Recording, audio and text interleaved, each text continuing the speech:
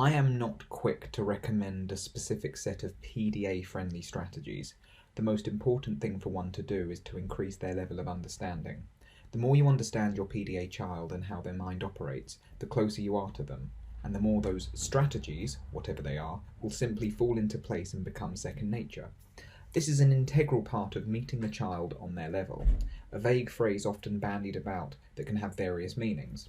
To meet the PDA child on their level is for one to relinquish their agenda first and foremost, and to then present themselves as the child's equal, ready to learn from them as well as teach them, as fluid reciprocity and fair exchange is the language of the PDA. If you can endear yourself to the PDA child, they are more likely to allow you into their world. The expectations lie within you.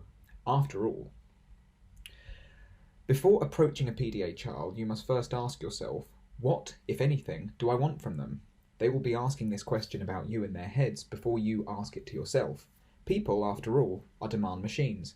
We are merely responding accordingly to what we perceive as our greatest threats, as and when they arise.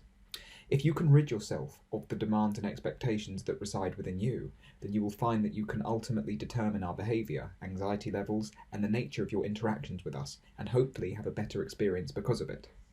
Establishing a rapport must happen before any kind of therapeutic intervention. It is partly why having professionals over to the house can prove problematic. The professional arrives with an agenda and hides behind their role as, say, an occupational therapist. The PDA child will notice the imbalance and enormous emotional gulf between the professional and them, and will not feel inclined to engage. The PDA child is reluctant to accept help from or cooperate with anyone before their trust has been earned.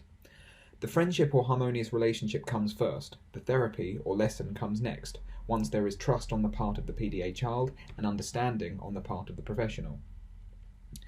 If PDA strategies are employed by a person who hasn't reached an adequate level of understanding, then the strategies are empty and echo from a faulty, uncertain source, and are therefore totally futile. The strategies will be rejected by the child who is more preoccupied with the source of the strategies, the person employing them, than the strategies themselves. A person with a high level of understanding and empathy, however, will know instinctively how to approach the PDA child. What really works well is when a person naturally or instinctively knows how to approach a PDA, someone who simply oozes PDA-friendly qualities, yet doesn't even know it. Because here there is no effort or strain on the part of the person, which makes them likeable, familiar, and more certain to the PDA.